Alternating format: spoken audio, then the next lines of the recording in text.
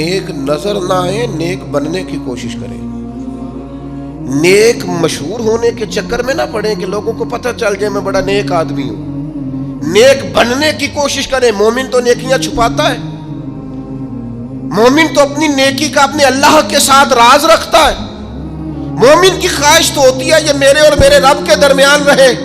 چھپی ہوئی نیکیاں بڑی قیمتی ہوتی ہیں، جن کا کسی کو پتہ نہ ہو، اصل میں وہ خزانہ ہوتا ہے۔ سچ بتانا، ہمارے پاس جو پیسہ سرمایہ ہوتا ہے اس کا کسی کو پتہ ہوتا ہے؟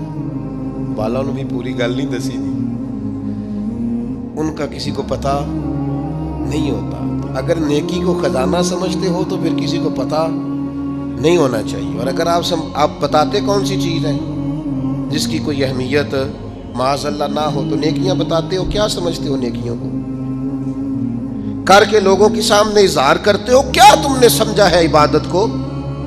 دکھاتے پھرتے ہو، اظہار کرتے ہو، لوگوں کو بتا دیتے ہو میں نے یہ کام کیا ہے۔ اس کا مزہ لینا شروع کرو۔ نیکی کا سرور ہوتا ہے، کیف ہوتی ہے، لذت ہوتی ہے نیکی کی، ایک ایمان کا ایک ذائقہ ہوتا ہے، وہ ذائقہ انسان کو آنا چاہیے، اس کا مزہ انسان کو پوری طرح، یعنی حضرت عبداللہ ابن عمر رضی اللہ تعالیٰ عنہ کے نا کچھ ملازم تھے، خدام، غلام، اس زمانے بڑے مہنگے غلام خریدے جاتے تھے، تو وہ غلام کیا کرتے، وہ لمبی لمبی نمازیں شروع کر دیتے، نفل پڑھنے شروع کر دیتے، جو غلام زیادہ نفل پڑھتا حضرت عبداللہ ابن عمر آزاد کر دیتے۔ اب غلاموں کو کمزوری کا پتہ چل گیا، وہ لمبے نفل پڑھتے، آپ آزاد کر دیتے۔ ایک دن آپ کا بیٹا کہنے لگا ابا جی یہ نا آپ کے سامنے بڑے عابد بنتے ہیں، زاہد بنتے ہیں، آپ مہربان لوگ ہیں، آپ آزاد کر دیتے ہیں، بعد میں پتہ نہیں پوری 5 بھی پڑھتے ہیں کہ نہیں، دھوکہ دیتے ہیں آپ کو۔ حضرت عبداللہ ابن عمر کھل کے روئے، فرمانے لگے مجھے میرے رب کے نام پہ دھوکہ دیتے ہیں نا، میں تیار ہوں دھوکہ کھانے کو، ان سو کو روز دھوکے دیں، اس کے نام پہ دھوکہ دیتے ہیں نا، میں تیار ہوں۔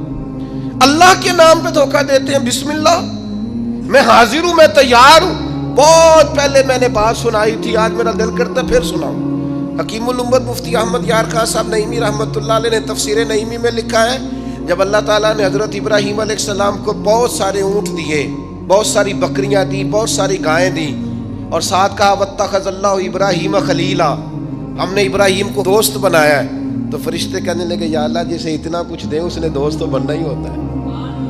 فرشتے نے کہا نا، انہوں نے پہلے بھی کہا تھا نا کہ یا اللہ یہ خون ریزیاں کریں گے زمین میں اگر تو بنائے گا تو۔ فرمایا جاؤ جا کے میرے ابراہیم کا امتحان کر لو۔ فرشتہ آ گیا، اور آ کے اس نے کیا کیا، وہ بیٹھ گیا، بڑی بڑی فصل تھی اس کے بیچ، اور بیٹھ کے اس نے تسبیح پڑھنی شروع کر دی، سبحان اللہ والحمد للہ لا الہ الا اللہ واللہ اکبر، اللہ کا ذکر شروع کر دیا۔ نہ علماں وچ پھسا سانو تو یار دی گل سنا سانو، وہ ذکر کر رہا ہے۔ حضرت ابراہیم علیہ السلام نے مچلتے دوڑ، ادھر دیکھو میری طرف، بندہ خود کتنا بھی ذاکر کیوں نہ ہو، کبھی کبھی کسی کے منہ سے یار کا ذکر بڑا ہی پیارا لگتا ہے۔ میں نے ایک محفل میں حاضر تھا تو نعت کا نعت پڑھ رہا تھا، تیری نسبت نے سوارا میرا انداز حیات، میں اگر تیرا نہ ہوتا سگے دنیا ہوتا، سگ کا معنی کتا، اگر تیرا نہ ہوتا تو دنیا کا کتا ہوتا، میں بھی کہیں مال کما رہا ہوتا، میں بھی کہیں چکر میں پڑا ہوتا، تیری نسبت نے سوارا میرا انداز حیات، میں اگر تیرا نہ ہوتا تو کوئی سگے دنیا ہوتا۔ تو میری طرح کے کئی لوگ تھے جو کچھ نہیں ہیں اور اس کے نام پر بڑا کچھ ہے، تو وہ دل تھوڑا لگ سا گیا، کیفیت بن گئی، کوئی آنسو درد بن کے ٹپکنے لگے۔ میرے ساتھ ایک دوست بیٹھے تھے، میں نے ان سے کہا یار آج بڑا مزہ آیا نعت، وہ مجھے کہنے لگے نعت خانے 40,000 لے آج۔ میں کہا تو جھٹ کو کھلو جانا سی، پہلے دیندے ہو پھر شکوے کرتے ہو، اور میں نے کہا ذرا ٹھہر جا، ٹھہر کے بتا، تھوڑا مزہ تو لے لینے دے، کبھی کبھی کسی کے منہ سے سننا اچھا بڑا لگتا ہے۔ کہنے لگا جی نہیں یہ ہوتا ہی نہیں، جن دن پہلو کرائیے نا۔ میں پھر دیکھیں نا کبھی کبھی ذوق عروج پہ ہوتا ہے، میں نے اسے کہا بات سن میری، میں بھی خلاف ہوں، یہ جو ڈیمانڈ کرتے ہیں جو دیتے ہیں بڑا غلط کرتے ہیں، لیکن آج جتنا اس نے مزہ دیا ہے نا 40,000 تھوڑا ہے. آج میرے جیسے لوگوں کو جہاں یہ لے گیا ہے نا, یہ کبھی 1:40 بھی لے تو یہ تھوڑا ہے, اس لیے کہ نہ علماں وچ پھسا سانو, تو یار دی گل سنا سانو. اوتھے علم دا سکہ نہیں چلدا جتھے عشق ہوراں دا ڈیرا ہے. حضرت ابراہیم علیہ السلام دوڑے جا رہے, کہاں؟ وہ کوئی میرے رب کی یاد کر رہا, کوئی اس کی پاکیزگی, تسبیح, تحلیل, تکبیر بیان کر رہا. اللہ کے خلیل کھڑے ہو گئے, فرشتہ تھا انسانی شکل میں, چپ کر گیا. فرمایا یار ایک دفعہ پھر نہیں ذکر کرتا میرے رب کا؟ کہنے لگا پہلے مرضی سے کر رہا تھا, اب آپ کہتے ہیں تو جتنے آپ کے پاس بکریاں ساری لے لوں گا. فرمایا بس جا تیری ہوئی تو مجھے میرے رب کا ذکر سنا. یہ ذرا تجارتیں دیکھو, سودے دیکھو, تیری ساری ہوں. اس نے تھوڑی دیر ذکر کیا, چپ کر گیا. فرمایا دوبارہ ذکر کرنا میرے رب کا. کہنے لگا وہ ہو گیا, پہلے پیسے پورے ہو گئے آپ کے. فرمایا اب؟ کہنے لگا جتنی گائیں بھینسیں آپ کے پاس ہیں ساری لوں گا. فرمایا تیری ہوئی. اس نے تھوڑی دیر ذکر کیا, پھر چپ کر گیا. فرمایا اب کیا چاہیے؟ کہنے لگا صرف اونٹ بچے ہیں سارے دے دو, اللہ کا ذکر سنا دیتا ہوں. فرمایا تیرے ہوئے سارے, میرے رب کا ذکر سنا. وہ پھر چپ کر گیا. آپ نے فرمایا اور ذکر کر, یہ دیکھو تجارت ہو رہی ہے, کاروبار ہو رہا ہے. وہ کہنے لگا آپ کیا دو گے؟ فرمانے لگے یہ بکریاں چرانے کے لیے کوئی شخص بھی تو چاہیے نا, یہ اونٹ بھیڑ گائیں بھینسیں چرانے کے لیے کوئی چاہیے نا, مجھے رکھ لینا, تنخواہ نہیں لوں گا تو اللہ کا ذکر سناتے رہنا, میں تیری ڈیوٹی کرتا رہوں گا. نہ علماں وچ پھسا سانو کوئی یار دی گل سنا. تو وہ فرشتہ اوہو تردامنی پہ شیخ ہماری نہ جائیے, ہم کبھی دامن نچوڑ دیں تو فرشتے وضو کریں. وہ فرشتہ تھا, فرشتوں کے آنسو نہیں آیا کرتے, فرشتوں میں وہ درد نہیں ہوتا, وہ معصوم مخلوق ہے اللہ کی. فرشتہ کھڑے ہو کے کہنے لگا مالک میں گواہی دیتا ہوں یہ شخص اس قابل ہے کہ اسے اللہ کا خلیل بنایا جائے, یہ اس قابل ہے کہ خلیل اللہ بنے. واتخذ اللہ ابراہیم خلیلا. یار ساری زندگی صرف وہی تجارت کرنی ہے کہ لاکھ کے 2 ہو جائیں؟ کوئی ایسی تجارت بھی کرو نا, کوئی ایسا سودا بھی کرو نا. قحط پڑ گیا نا مدینہ منورہ میں, مکہ معظمہ میں فصلیں نہیں ہو رہی, حالات خراب ہیں. اور آپ کو پتہ ہے جو چیزیں شارٹ ہو جاتی ہیں پھر ان کے دام بھی. یہ سیلاب آیا تھا تو خیمے مہنگے کر دیے تھے مسلمانوں نے, لوگوں کو خیموں کی ضرورت تھی تو خیمے. یہ کرونا آیا تھا تو مسلمانوں نے ماسک مہنگے کر دیے تھے, کیونکہ مجبوری تھی نا, لوگوں نے لینے تھے.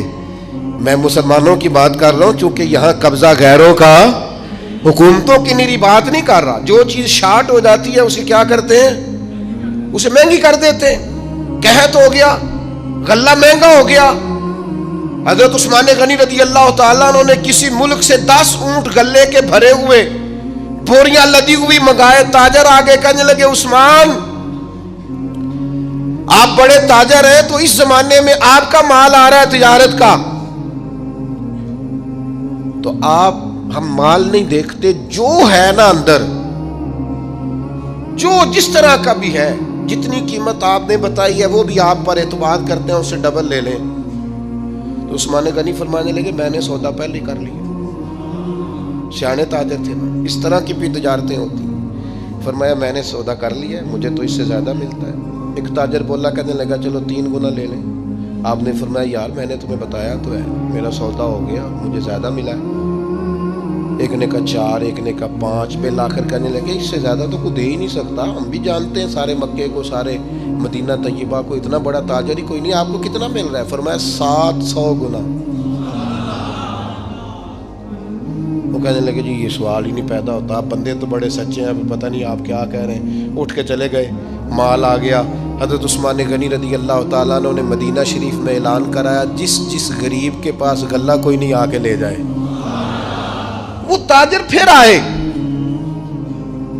کہ جناب سمجھ نہیں آئی, آپ تو کہتے تھے میں نے سودا کر لیا ہے. تو عثمان غنی فرمانے لگے دنیا دار ہو نا وہیں اڑے ہو, میں نے واقعی سودا کیا ہے پر کیا اپنے رب کے ساتھ ہے. میرا مالک 700 گنا اجر دے گا, وعدہ ہے اس کا. اس کے بھوکے بندوں کو، غربا کو، مساکین کو، یتیموں اسیروں کو کھلاؤں گا تو 700 گنا۔ ساری تجارتیں بندوں سے نہیں ہوتی، کچھ تجارتیں رب سے بھی ہوتی، کچھ سودے ایسے ہیں جو اللہ کے ساتھ ہوتے ہیں، جو رسول کائنات کے ساتھ ہوتے ہیں، لہذا ہم نے سودا کر لیا ہے، تجارت ہو گئی۔ یہ بڑی قیمتی تجارت ہے۔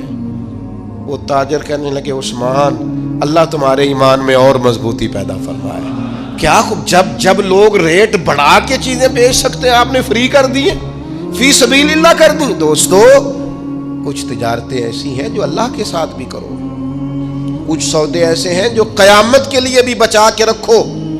کچھ چیزوں کا آپ یقین کریں جہاں جس کا جو بھی تعلق ہے صرف دنیا کے لیے، صرف دنیا داری سیدھی کرتے ہیں۔ مرشد کے پاس ایک میں نے بات کرنی ہے، اور وہ میرے دوست بڑے مجھ سے پیار کرتے ہیں اور میں بھی بڑا ہی پیار کرتا ہوں۔ مسجد میں بیٹھا ہوں اور باوضو ہوں اور دیانتداری سے کہہ رہا ہوں مجھے اپنے سنگیوں سے بڑا ہی پیار ہے۔ لوگ کہتے ہیں پیر جھوٹے ہیں، جعلی ہیں۔ میرا کہنا یہ ہے کہ مرید بھی بڑے جعلی ہیں۔ وہ پیر صاحب سے آ کے کہتے ہیں میری دنیا داری نہیں چل رہی، کوئی دعا کر دے۔ دنیا داری سے پیر کا کیا تعلق؟ یہ تو نے جا کے مشورہ کسی تاجر سے کر لینا تھا، پیسے کیسے کمایا جاتا ہے۔ جعلی مریدی کرتے ہو، جس سے صرف اللہ رسول کے لیے رشتہ رکھنا چاہیے تھا اس سے دنیا داری کا رشتہ رکھتے ہو، اس سے وہ والا تعلق بناتے ہو جس سے تھوڑی دنیا چمکے، لوگوں کو پتا چلے میرا تعلق ہے، میرا رابطہ ہے۔ حضرت سلطان باؤ رحمت اللہ نے رو کے کہنے لگے، کسی نے کہا تھا حضور بڑے مرید ہیں آپ کے، تو حضرت سلطان باؤ رو پڑے، فرمانے لگے رب دا طالب کوئی نہیں ملیا، اے جو ملے طالب زردہ ہو، یہ دنیا کے طالب ملے، دنیا کے۔ یہ یہاں بھی آتے ہیں نماز پڑھوں تو رزق میں برکت ہو جائے، نماز پڑھوں تو کاروبار چل جائے، اللہ اللہ کروں تو میرا فلانا کام ہو جائے، کوئی وظیفہ بتا دے مشکلیں حل ہو جائے۔ او یار وہ بھی تو وظیفہ پوچھنا جس سے اللہ راضی ہو جائے، وہ بھی تو وظیفہ پوچھنا جس سے حضور کی محبت نصیب۔ رب دا طالب کوئی نہ ملیا، جو ملیا طالب زردہ ہو، سہ نفل نمازاں پڑھیاں، ظالم نفس نہ مردہ ہو، بانج فقیروں کسے نہ ماریا، اے ہوئی چور اندر دا ہو۔ خدا کے بندو کس طرح کا تعلق، کس طرح کا لینا دینا۔ میرے حضور قبلہ عالم رحمت اللہ تعالی علیہ فرمایا کرتے تھے دوستو مجھے دنیا کا کام کوئی نہ بتانا، میں نے اپنے رب سے کہہ دیا ہے کہ ان کے دنیاوی مسئلے ویسے ہی حل رکھنا، انہیں مجھے کہنا ہی نہ پڑے، دنیا کے مسئلے نہ بتانا، مجھ سے اللہ رسول کی بات پوچھنا، کیونکہ میں چھوٹا سا طالب علم ہوں دین کا، میں تمہیں اللہ رسول کی بات بتانا چاہتا ہوں۔ کیا کریں؟ یہ والی تجارت کرو اللہ کے ساتھ، یہ والا رشتہ بناؤ۔ ایک خاص بات اور آپ سے کرنی ہے، ایک بہت بڑی تجارت ذہنی تجارت بھی ہے، اللہ کی رحمت کی امید کبھی نہیں چھوڑنی۔ یہ انویسٹمنٹ کرنی ہے کہ کبھی، آپ کو پتہ ہے رحمت الہی کی امید رکھنا واجب ہے، یعنی یہ ضمنی مسئلہ نہیں، یہ ضروریات دین کا مسئلہ ہے، اور یہ امید آخر تک نہیں ٹوٹنی چاہیے۔ ہر وقت رحمت کی امید رکھیں، ہر وقت کرم کی، یہ ذہن بنائیں، پھر دیکھیں اس پر نتیجے کتنے۔ امام قرطبی روایت لائے ہیں، فرماتے ہیں دو بندوں کو قیامت والے دن نہ حکم ہوگا چلو دوزخ میں، تمہارے اعمال ایسے ہیں جس پر فیصلہ جہنم کا ہے۔ دونوں بندے ہیں، ایک نے دوڑ لگا دی دوزخ کی طرف، دوڑتا جا رہا ہے تیزی سے، اور دوسرا نہ ایک قدم آگے رکھتا ہے پھر پلٹ کے پیچھے دیکھتا ہے، پھر ایک قدم آگے رکھتا ہے، فرشتے لے جا رہے ہیں، پھر پلٹ کے پیچھے دیکھتا ہے۔ دوزخ کا دروازہ آ گیا، رب کریم کی آواز رحمت آئی، انہیں واپس بلاؤ نا، دونوں کو واپس بلایا۔ سارا کچھ جاننے والا رب پوچھتا ہے وہ جو دوڑ کے گیا تھا، اسے پوچھتا ہے دوڑ کے کیوں گیا تو؟ وہ کہتا ہے مالک زندگی میں تیری مانی کوئی نہیں، سوچا چلو آج ہی مان لوں۔ اللہ کی رحمت کو جوش آیا، فرمایا اسے تو بھیجو نا جنت میں۔ چلو اس وقت ہی صحیح اطاعت کا جذبہ تو بیدار ہوا نا۔ دوسرے سے پوچھا بھائی تو کیوں نہیں جا رہا تھا؟ وہ کہنے لگا مالک میری ساری زندگی امید رہی ہے کہ میرے رب نے معاف کر دینا، معافی مل جانی ہے، کرم ہو جانا ہے، فضل ہی ہونا ہے۔ یہ جو لوگ کہتے ہیں نا جی اوہو قدم آگے رکھتا ہوں میرا پیچھے جاتا ہے، تو بھئی اللہ کا فیصلہ اگر پیچھے جانا ہے تو اس پہ خوش ہو جا، تو خدا کی رحمت پر امید تو کر، جو اللہ فیصلہ کرے گا کرم والا ہوگا۔ وہ عرض کرنے لگا مالک فرشتے مجھے لے جاتے تھے پر میرے اندر سے آواز آتی تھی رب کریم ہے، آواز کرم آ جائے گی۔